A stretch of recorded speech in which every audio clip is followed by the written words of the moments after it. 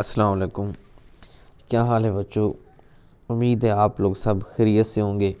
आज हम physics class 9th new book chapter number 7 उसके एक्सरसाइज शॉर्ट क्वेश्चंस को सॉल्व करेंगे। अकॉर्डिंग टू स्मार्ट सिलेबस आपके पहले 3 क्वेश्चन जो शॉर्ट हैं वो कट हैं। तो क्वेश्चन नंबर 4 जो है ये आपका है स्मार्ट सिलेबस में। तो क्वेश्चन नंबर 4 देखते हैं। What is the effect of raising the temperature of a liquid? किसी माया का दर्जा हरारत बढ़ाने से उस पर क्या असर होता है? तो इसका आंसर एवरेज स्टूडेंट्स यहाँ से लिखें जी। Average students, When a liquid is heated, जब किसी माया को गर्म किया जाता है, its temperature rises, तो उसका दर्जा हरारत बढ़ता है। And it's molecule move fast, उसके मॉलिक्यूल ज़्यादा तेज़ी से हरकत करने लगते हैं। Which increase their kinetic energy, जिससे उनकी काइनेटिक एनर्जी बढ़ जाती है। तो देखें, दर्जा हरारत को जैसे ही बढ़ाया जाए तो माया फ़ौरन से गर्म हो जाते हैं और मॉलिक्यूल्स जो हैं वो तेज़ी से हरकत करने लग जाते हैं। मॉलिक्यूल्स की हरकत तेज़ हो जाती है। तो इसी तरह फिर मॉलिक्यूल्स में काइनेटिक एनर्जी जो है वो ज़्यादा हो जाती है। इसी का आंसर ब्रिलियंट स्टूडेंट्स यहाँ से लिखें। Rising the temperature of a liquid, जब किसी माया का दर्जा हरारत बढ़ाया जाता है, मेक इट्स मॉलिक्यूल, तो उसके मॉलिक्यूल्स मूव फास्टर, तेज़ हरकत करने लगते हैं। इंक्रीजिंग देयर काइनेटिक एनर्जी, जिससे उनकी काइनेटिक एनर्जी बढ़ जाती है।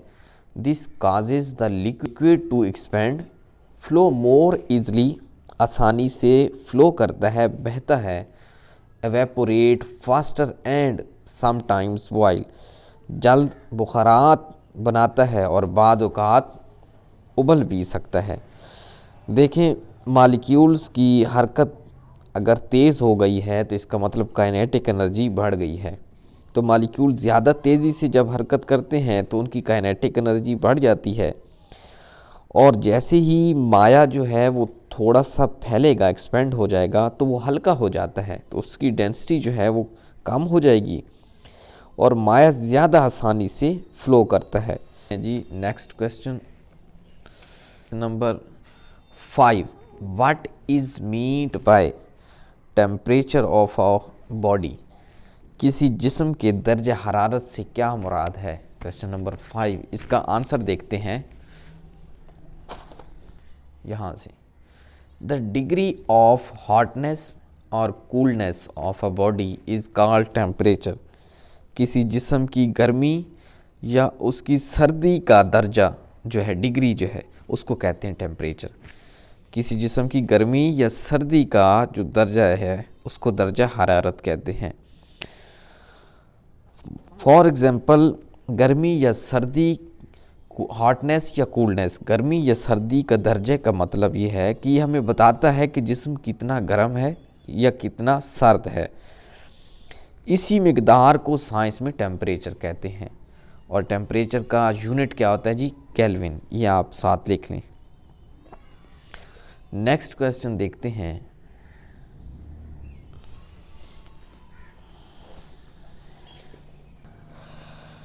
अब देखते हैं क्वेश्चन नंबर 7। 6 कट है आप लोगों का, तो 7 देखें। What is meant by thermometric property of a substance, किसी मादे की थर्मोमेट्रिक खसियत से क्या मुराद है? Enlist some thermometric properties, चंद थर्मोमेट्रिक खसूसियात लिखें। तो इसका आंसर यहाँ से लिखें जी। एवरेज एंड ब्रिलियंट स्टूडेंट्स दोनों बच्चे यहाँ से आंसर लिखें। अ थर्मोमीटर, अब बच्चे सबसे पहले आप लोगों को पता होना चाहिए कि आप लोगों से सवाल में वो क्या चीज़ पूछ रहा है। सुन लें कि थर्मामीटर मादे की किस बदली हुई खासियत को देख कर दर्जा हरारत मालूम करता है। वही जो खासियत है वो क्या है जी? थर्मोमेट्रिक प्रॉपर्टी है।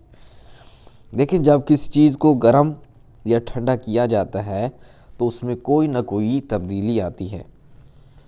जब यही तब्दीली थर्मामीटर दर्जा हरारत नापने के लिए इस्तेमाल करता है तो इसी को कहते हैं जी थर्मोमेट्रिक प्रॉपर्टी। आंसर देखें जी, थर्मोमेट्रिक प्रॉपर्टी आसान है जी। Is the property of a substance, ये सारा क्वेश्चन है। यहाँ से आंसर है, देखें, that change easily when the temperature change. भाई जो चीज़ दर्ज हरारत के बदलने पर आसानी से बदल जाए and it used by a thermometer, और इस तब्दीली को थर्मामीटर टू मेजर टेम्परेचर नापने के लिए इस्तेमाल करे, उसको कहते हैं जी थर्मोमेट्रिक प्रॉपर्टी। प्रॉपर्टीज देखें जी, it good conductor of heat. Example समझें कि मरकरी हरारत को जल्दी जज़ब करता है, इसलिए दर्जा हरारत बदलने पर फ़ौरन वो हरकत करता है और सही रीडिंग हमें देता है। Number 2, it has high boiling point. इसका बॉइलिंग पॉइंट बहुत ज़्यादा है। मरकरी ज़्यादा गर्म होने पर भी जल्दी बुखारात नहीं बनता, इसलिए ये ज़्यादा दर्जा हरारत नापने के लिए बेहतरीन होता है। Number 3, it has uniform thermal expansion. Mercury जब गर्म होता है तो हर बार बराबर मिकदार में फैलता है, यूनिफॉर्म यकसा मिकदार में फैलता है, इसलिए थर्मामीटर हमेशा दुरुस्त रीडिंग देता है। Number 4, it has low freezing point. का फ्रीजिंग पॉइंट लो होता है। अब देखें, जब किसी चीज़ को गर्म या ठंडा किया जाए और उसमें कोई ना कोई तब्दीली आए तो थर्मामीटर खुद दर्जा हरारत को बराह रास्त तो नहीं देखता, बल्कि उस तब्दीली को देखकर अंदाज़ा लगाता है कि चीज़ कितनी गर्म या ठंडी है। देखते हैं नेक्स्ट क्वेश्चन, देखते हैं जी। Next question, state the main scales used for measurement of temperature. Temperature को नापने के लिए मेन स्केल यूज़ होते हैं जी, बयान करें। कौन से मेन स्केल यूज़ होते हैं, बयान करें जी। Main scale used for the measurement of temperature. तो यहाँ से आंसर लिखें जी, एवरेज एंड ब्रिलियंट स्टूडेंट्स दोनों। The main scales for temperature measurement are. दर्जा हरारत मालूम करने के लिए साइंस में मुख्तलिफ स्केल इस्तेमाल होते हैं जो कि दर्ज झैल हैं। Number 1, Celsius, Fahrenheit and Kelvin, ये मेन स्केल्स हैं जी। Celsius, water freezes at 0 Celsius and boils at 100 Celsius. Celsius scale में पानी 0 डिग्री सेल्सियस पर जम जाता है और 100 डिग्री सेल्सियस पर उबलता है। सेल्सियस ये सबसे ज़्यादा इस्तेमाल होने वाला स्केल है। हम आम जिंदगी में मौसम का दर्जा हरारत भी सेल्सियस में बताते हैं। Number 2, Fahrenheit, water freezes at 32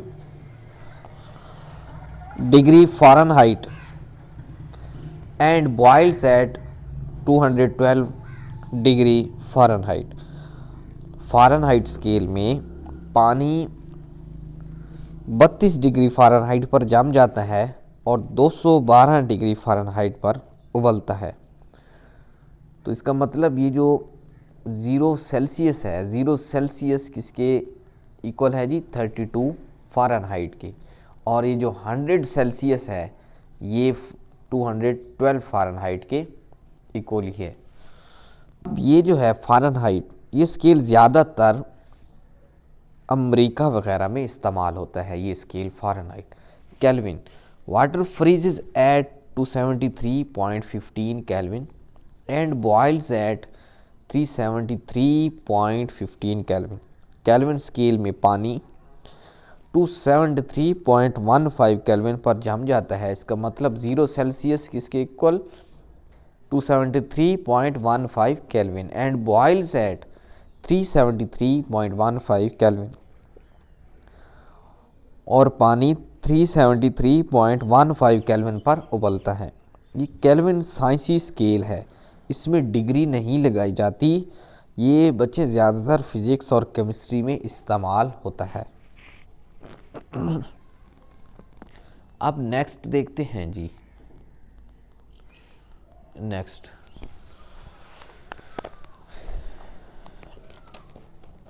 next आप लोगों का क्वेश्चन नंबर 9, 10, 11 कट है और क्वेश्चन नंबर 12 की तरफ जाते हैं। What does determine the direction of heat flow? Heat के बहाव की सिमत का तयन किस चीज़ से होता है?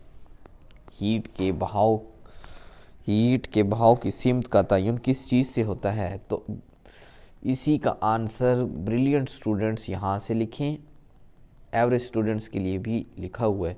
जो मर्ज़ी लिखें, इंशाल्लाह नंबर आपको पूरे ही मिलेंगे, जो मर्ज़ी आंसर लिखें आप।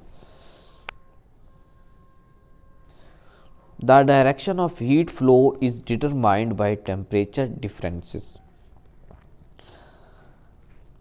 हीट हरारत के फ्लो हरारत की बहाव की सिमत टेम्परेचर के फ़र्क से तय होती है। Heat always flows from a hotter object to a cooler object. हरारत हमेशा गर्म जिस्म से ठंडे जिस्म की तरफ जाती है। अनटिल, जब तक both reach the same temperature, जब तक दोनों का दर्जा हरारत बराबर ना हो जाए। तो देखिए, हीट की सिमत दरअसल गर्मी और सर्दी के फ़र्क पर मुनसर होती है। टेम्परेचर डिफरेंसेस उनमें गर्मी और सर्दी के फ़र्क पर मुनसर है कि हीट की सिमत किस तरफ है। हीट हमेशा से गर्म जिस्म से ठंडे जिस्म की तरफ फ्लो करती है। इसी का आंसर एवरेज स्टूडेंट्स यहाँ से लिखें। It is determined by the temperature difference between two object. दो इज्साम के दरमियान दर्ज हरारत के फ़र्क से मालूम किया जा सकता है कि हीट किस सिमत में फ़्लो करेगी। देखिए, अगर दो चीज़ों के दर्ज हरारत में फ़र्क हो तो ये हरारत का बहाव होगा। अब नेक्स्ट क्वेश्चन की तरफ जाते हैं। बच्चे क्वेश्चन नंबर 13 देखते हैं। 14 एंड 15 कैंसिल है आपके स्मार्ट सिलेबस में। 13 डिस्टिंग्विश या differentiate between heat and internal energy.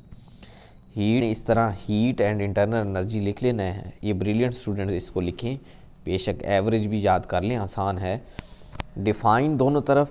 Heat is the energy which is transferred from one object to another due to difference of temperature between two bodies. Heat वो energy है जो दो अजसाम के दरमियान दर्ज हरारत के फ़र्क की वजह से एक जिस्म से दूसरे जिस्म में मुंतकिल होती है।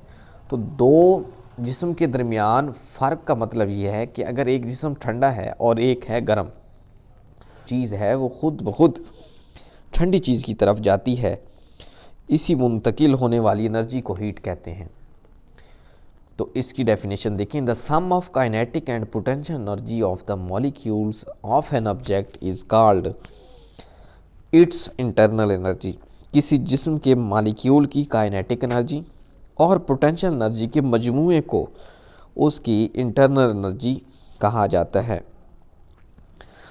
देखिए, ये वो कुल तवानाई होती है जो किसी सिस्टम के अंदर महफूज रहती है, जैसे मॉलिक्यूल्स की काइनेटिक एनर्जी और पोटेंशियल एनर्जी का मजमूआ।